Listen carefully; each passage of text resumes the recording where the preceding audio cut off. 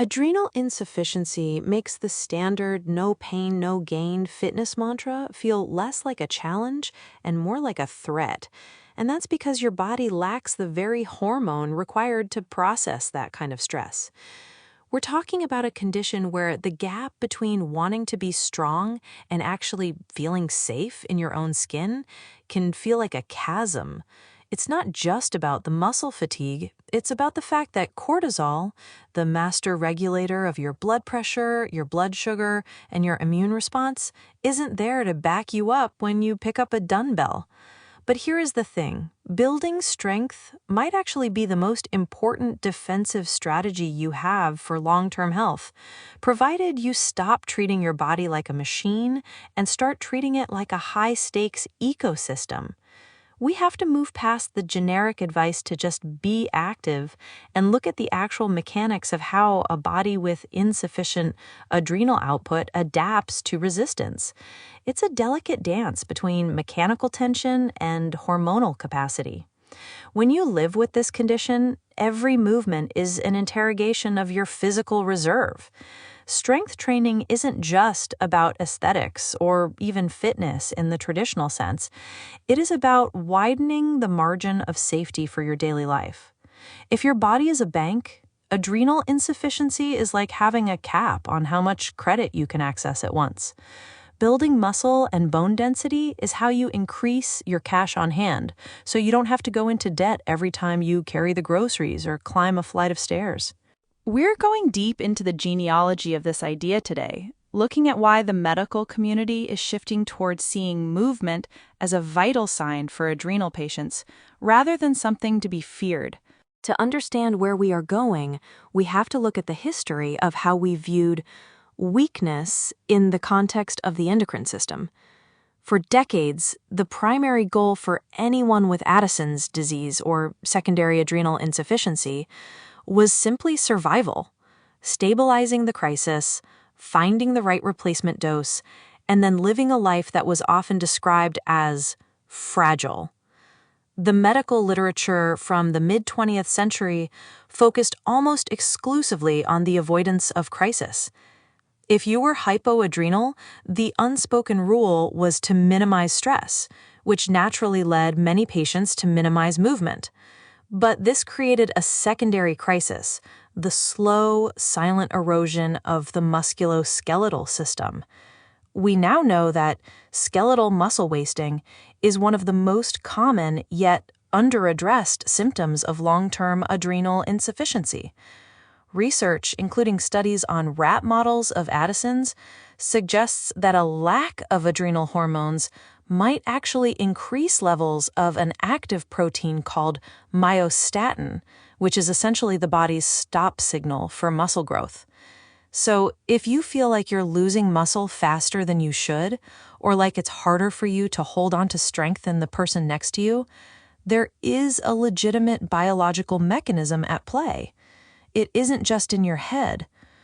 The genealogy of our current understanding shows that we've moved from a rest at all costs model to a resilience model. We're realizing that the cycle of deconditioning, where fatigue leads to less movement, which leads to weaker muscles, which makes movement even more exhausting, is a spiral that can be interrupted. But the interruption has to be surgical. You can't just jump into a CrossFit class and hope for the best. You have to understand that your nervous system is the first thing that adapts long before your muscles actually grow. In those first few weeks of lifting a light weight, you aren't actually building size. You're teaching your brain and your nerves how to fire more efficiently. For an adrenal patient, this neurological efficiency is gold because it allows you to produce force with less systemic cost. Let's get into the technical mechanics of what happens when a muscle meets resistance, because this is where the fear usually lives. When you lift something heavy enough to challenge you, you're creating mechanical tension. That tension acts as a signal. Inside the muscle fibers, little sensors called mechanoreceptors detect that strain and kick off a cascade of chemical signals that eventually lead to protein synthesis. In a healthy body, this process is supported by a temporary spike in cortisol. Now, that sounds counterintuitive, right?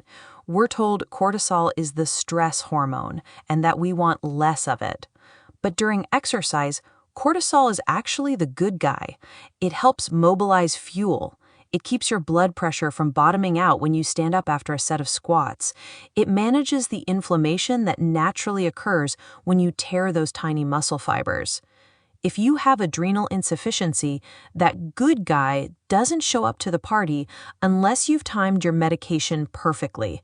And even then, it's a flat dose, not a responsive one. This is why the shadow side of training is so prominent here. If you push too hard, you aren't just sore the next day. You are systemically drained. You've triggered an inflammatory response that your body doesn't have the hormonal tools to turn off. The mechanics of recovery are fundamentally different for you. While a typical gym goer might need 48 hours to recover from a leg day, an adrenal patient might need 72 or even 96.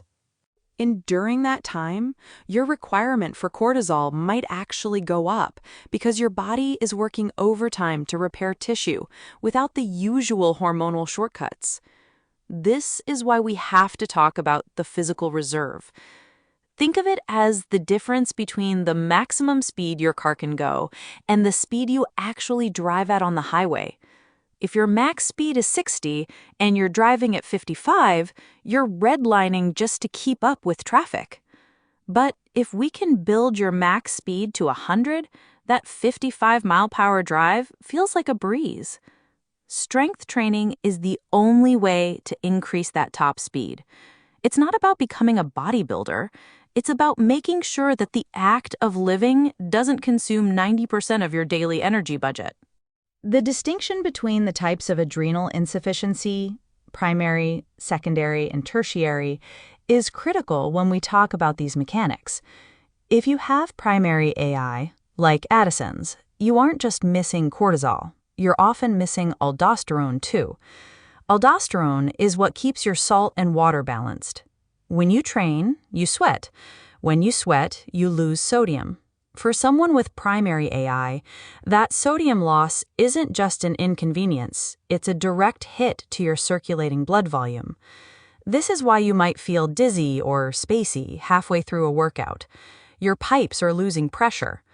Secondary and tertiary AI are different. Usually the aldosterone system is intact because it's governed by the kidneys, not the pituitary. However, you might be dealing with other hormone deficiencies, like growth hormone or DHEA, which play huge roles in how your muscles recover and how your bones stay dense. Then there's the massive category of steroid-induced AI. This is a unique shadow because you're often fighting the very side effects of the medication you need to survive.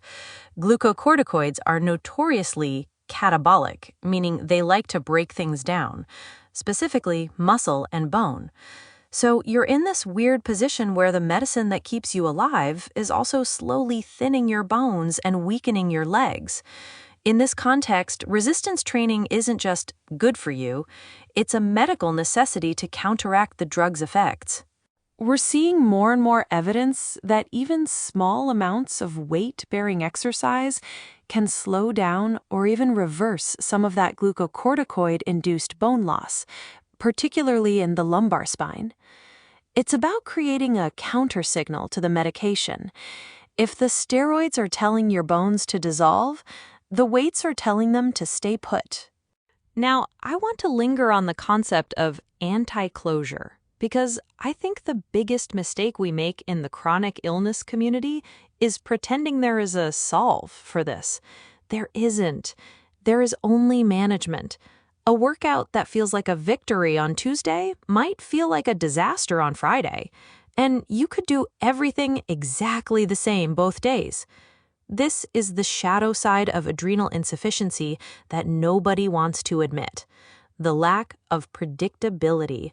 You can track your sleep, your macros, and your med timing, and still your body might just say no.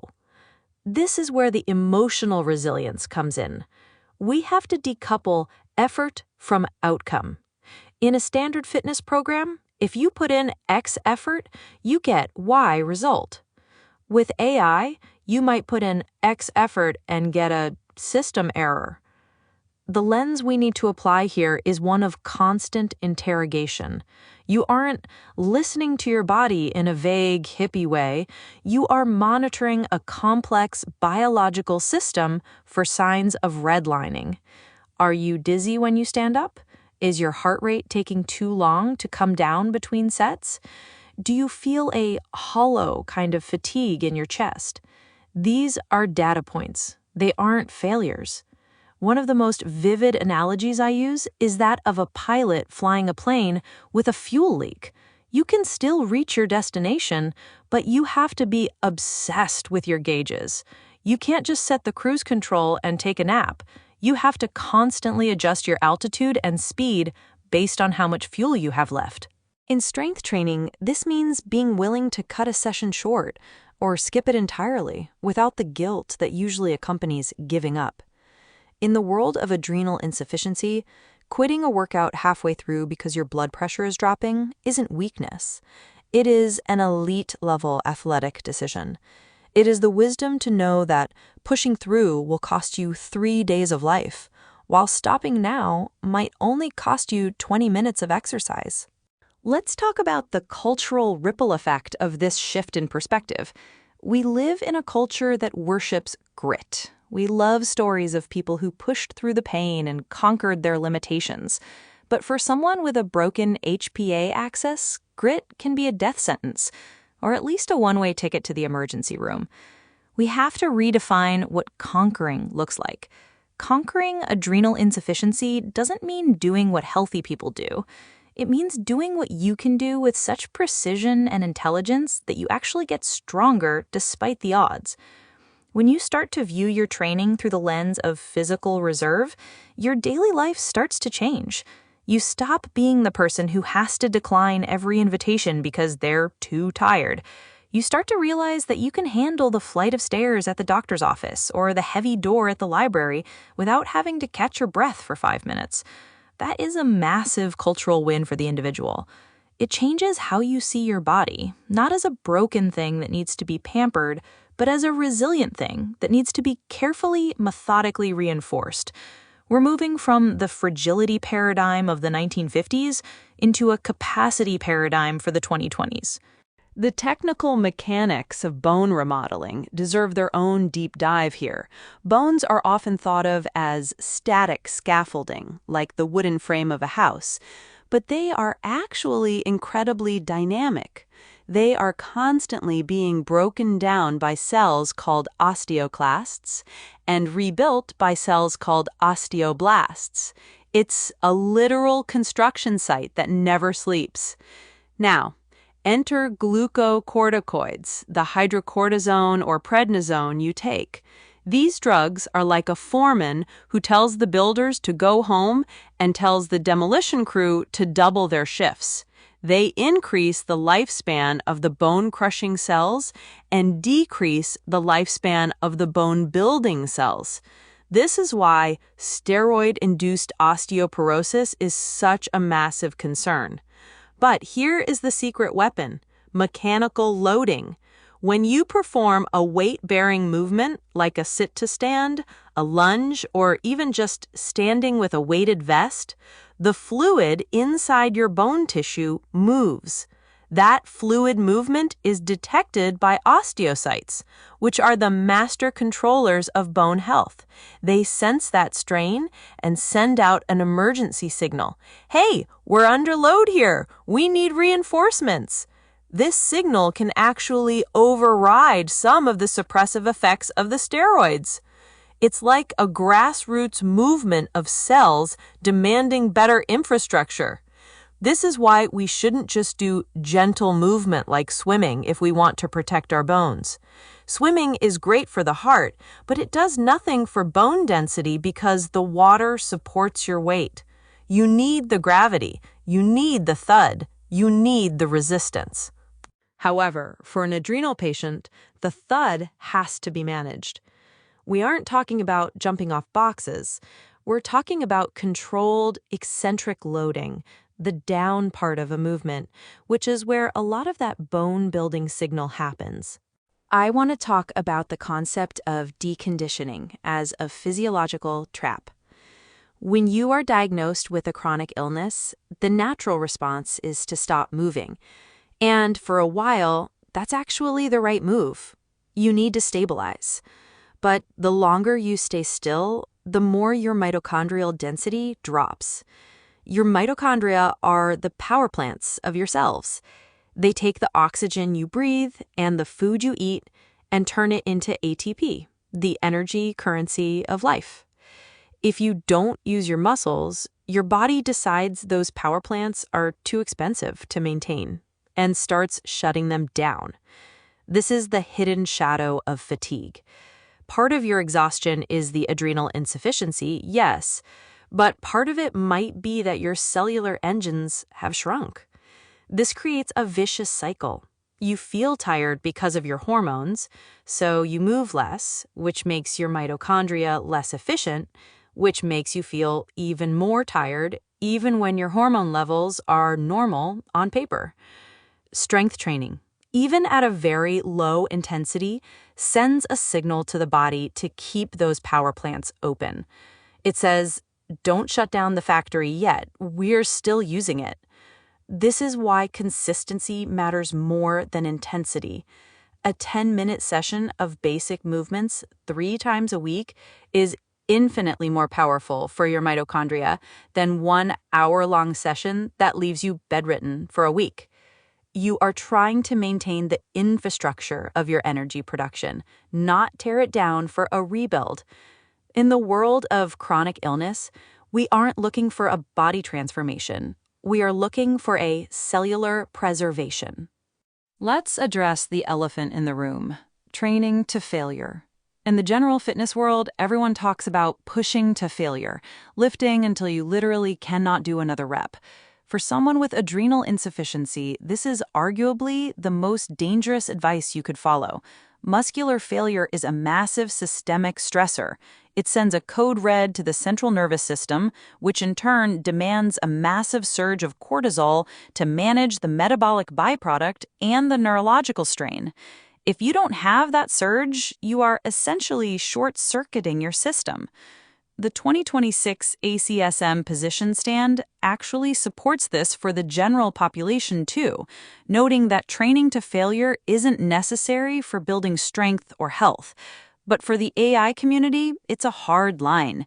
We should be training with what's called RPE, or rated perceived exertion. On a scale of 1 to 10, where 10 is I am about to collapse, you want to live in the 5 to 7 range. You should finish every set feeling like you could have done 2 or 3 more reps. That buffer is your safety net. It's the difference between a productive stimulus and a systemic crash. This requires a huge ego check. It means putting the 5-pound weights down when you feel like you should be able to lift the 10-pound ones. It means being the person in the gym who takes 3-minute rest periods while everyone else is rushing. That rest period is when your body attempts to re-equilibrate. It's when your blood pressure stabilizes and your heart rate recovers. If you rush that, you are stacking stress on top of stress, and that is how you end up in the adrenal hole the next day. I want to use an analogy for this buffer system. Imagine you are trying to fill a bucket with water, but the bucket has a small hole in the bottom. That hole is your adrenal insufficiency. You're constantly losing a bit of your capacity. If you pour the water in too fast, a high-intensity workout, the bucket overflows and makes a mess, an adrenal crash. But if you pour the water in slowly and steadily, you can keep the bucket full despite the leak.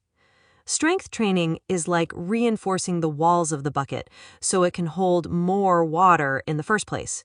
You are increasing your capacity to handle life, but you have to be mindful of the rate of flow.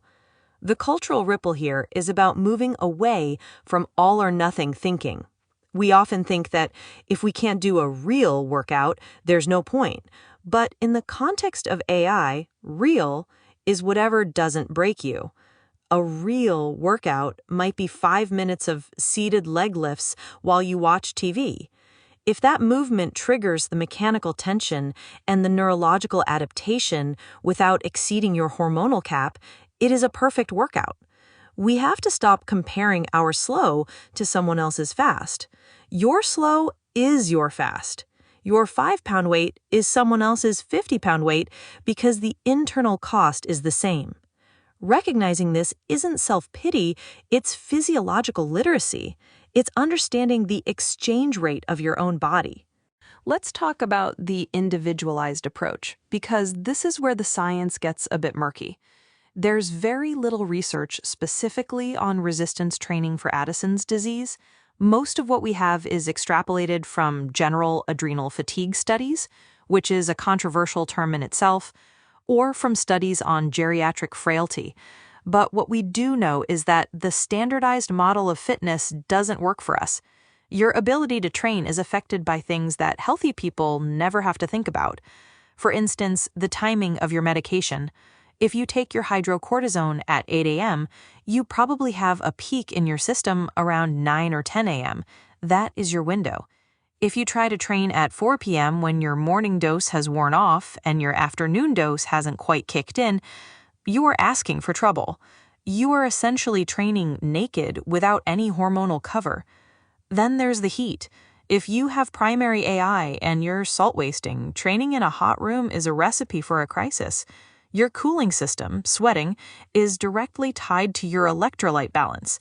If you lose too much salt, you lose the ability to regulate your temperature, and your heart has to work twice as hard to pump thinning blood. This is why we have to be technical mechanics of our own environment.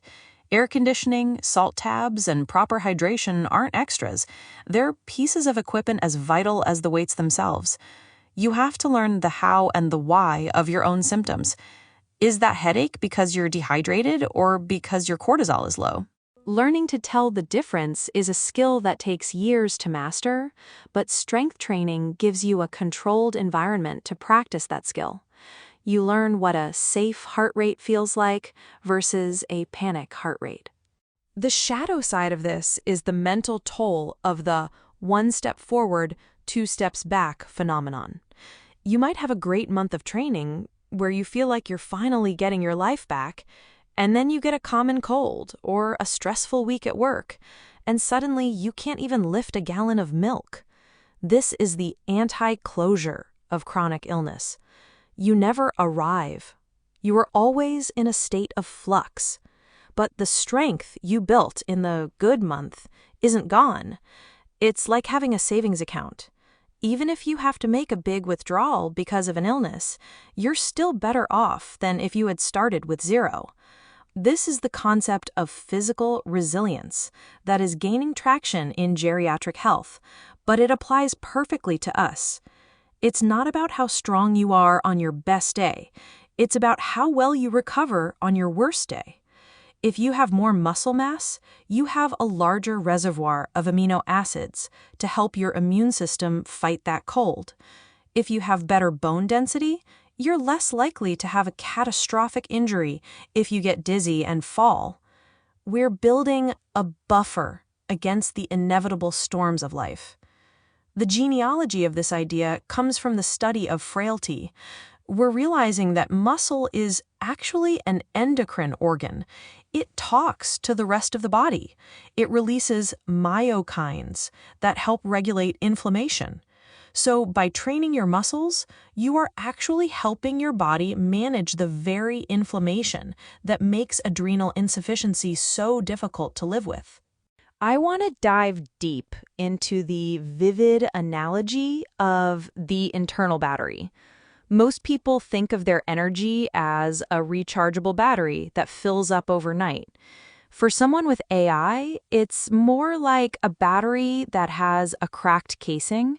It doesn't hold a charge as well, and it drains faster under high heat or heavy usage.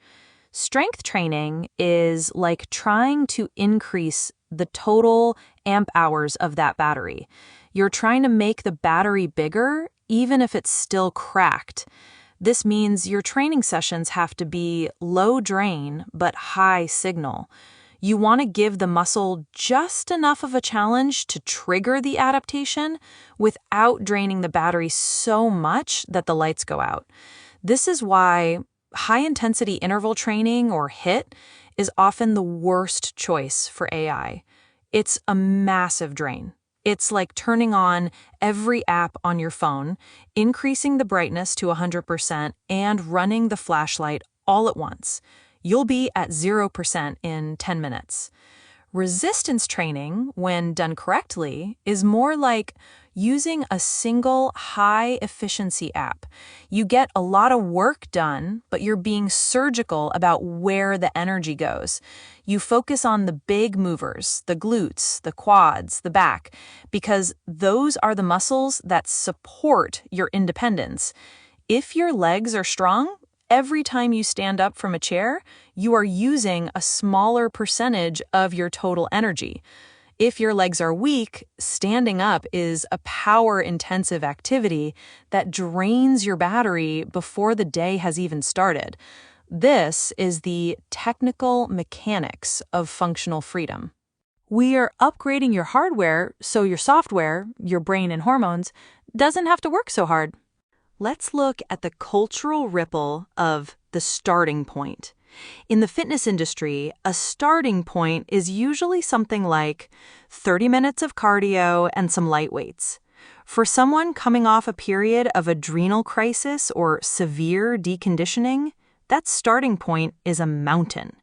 We need to culturally validate the micro start. If your current capacity is 5 minutes of standing, then your strength training starts with sitting down and standing up 10 times. That is your squat. If you can't lift a 5-pound dumbbell, you lift a soup can, or you just lift your arm against the resistance of your other hand. This is isometric training, and it is incredibly effective for neurological adaptation without the systemic cost of moving a heavy weight through space. We have to stop thinking of these modifications as embarrassing. They are strategic. The genealogy of medical exercise shows that these small, controlled movements are exactly how we rebuild people after heart surgery or organ transplants. Why should adrenal insufficiency be any different? We are recovering from a chronic systemic hormonal deficit. You wouldn't expect a marathon runner to start training the day after a major surgery, yet we often expect ourselves to just get back to it once our labs look okay. We have to respect the biological timeline. Your muscles might be ready to grow, but your connective tissues, the tendons and ligaments, take much longer to adapt. If you rush the process, you might build muscle strength that your joints can't actually support yet, leading to injury that sets you back months. Slow is smooth, and smooth is fast. I want to revisit the shadow side of cortisol replacement. We have to be honest, hydrocortisone is not cortisol. It is a blunt instrument. When a healthy person exercises, their cortisol rises and falls in a beautiful synchronized wave. When we exercise, we're essentially trying to preload that wave with a pill, or we're just hoping our baseline dose is enough. This creates a gap where the technical mechanics of the workout don't match the hormonal reality. This is why recovery is so unpredictable. Sometimes you do everything right, and you still end up with a cortisol hangover the next day. That feeling of being wired but tired, shaky, and mentally foggy. This is your body trying to process the metabolic waste of the workout without the proper hormonal cleanup crew. The lens of anti-closure here reminds us that we might never find the perfect dose for exercise. Some people find that a small stress dose before a workout helps them stay stable. Others find that it just makes them lose sleep later. This is an area where you must work with your endocrinologist, but it's also an area where you have to be your own lead researcher. You have to track the variables. Did you eat enough carbs? Cortisol helps release stored sugar. If you don't have enough cortisol, you might bottom out your blood sugar mid-workout. A simple fix might be sipping a glucose drink during your sets, not for the calories, but for the immediate energy supply to the brain and muscles. This is a technical workaround for a hormonal deficiency. It's about using nutrition and timing to do the job that your adrenal glands used to do automatically. The vivid analogy of the thermostat is useful here. A healthy adrenal system is like a high-tech smart thermostat. It senses the temperature changing by half a degree and adjusts the heat immediately. Adrenal insufficiency is like having a manual heater that you have to turn on and off yourself. If you leave it on too long, you overheat, too much replacement steroid, leading to weight gain and bone loss. If you don't turn it on soon enough, you freeze, an adrenal crisis. Strength training is like trying to insulate the house. If the house is well insulated, strong muscles and bones, the temperature stays stable longer, and you don't have to fiddle with the heater as much. You are reducing the sensitivity of your system to external stress. The cultural ripple of this is huge. It means that by investing in your physical strength, you are actually making your medical management easier. A stronger body is a more stable body. It's a body that can handle a missed dose or a stressful afternoon without immediately spiraling into an emergency. We are not just working out. We are building a physiological shock absorber for our life. This is the ultimate goal. To move through the world with less fear, because you know your body has the structural integrity to handle the bumps in the road. As we approach the technical mechanics of a long-term plan, we have to talk about periodization, which is just a fancy word for planning. For most people, periodization means planning to lift heavier and heavier weights over time. For an adrenal patient, periodization should be energy-based. You might have a build week where you feel good and you add a few reps, followed by a deload week where you purposely do only 50% of your usual work, regardless of how you feel. This proactive rest is the secret to staying in the game. Most people wait until they are exhausted to rest. We have to rest before we are exhausted to keep the HPA axis, or what's left of it, from being overwhelmed. The lens of genealogy shows us that the most successful athletes in history use these rest cycles to peak at the right time. We are essentially professional patients, and our Olympic event is just living a normal life. So we use the same tools. We use microcycles of movement and macrocycles of recovery. And we linger in the gray areas. There will be days where you feel sort of okay. Should you train? Maybe. This is where the 10-minute rule comes in. Tell yourself you will do 10 minutes of very light movement.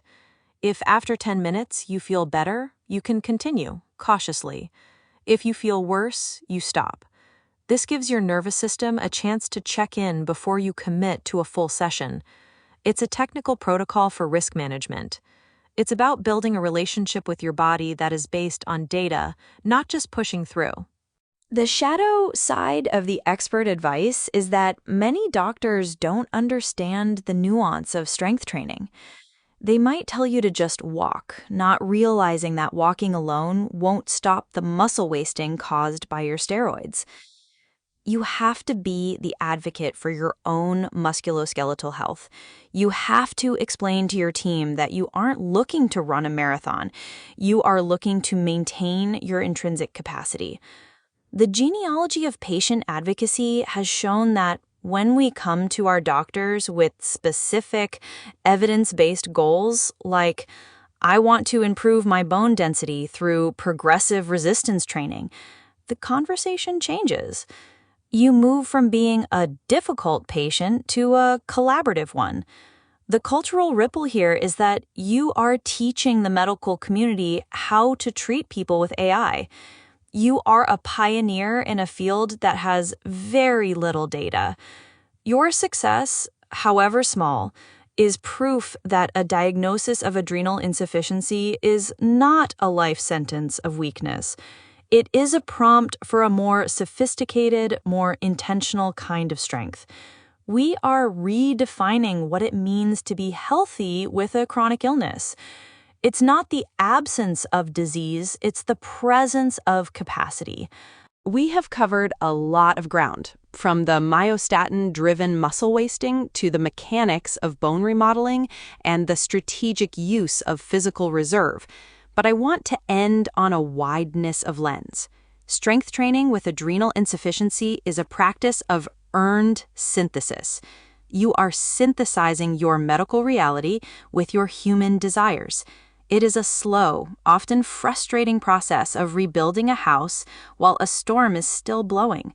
But every brick you lay, every rep you complete, every pound of muscle you hold onto is a victory over the fragility that this condition tries to impose on you. The shadow side will always be there. The limitations are real. You cannot will your way out of a cortisol deficiency. But you can build a body that is so efficient, so stable, and so strong that the deficiency matters less. You are not weak for needing to start with a soup can or for needing to nap after a 10-minute walk. You are wise. You are playing the long game. The anti-closure of this journey is that it never ends, but that also means you never stop getting to know your own resilience. You are learning a language of the body that most people never have to hear. You are becoming an expert in the fine-tuning of a human life. And that expertise is a strength in itself, far more valuable than any number on a barbell. If you found this perspective helpful, I encourage you to share this episode with someone else navigating the complexities of chronic illness. We are all just trying to widen our margins of safety, one controlled movement at a time. Strength is a choice, but for us, it's a choice made with deep, quiet wisdom. Keep building that reserve. I'll see you in the next deep dive.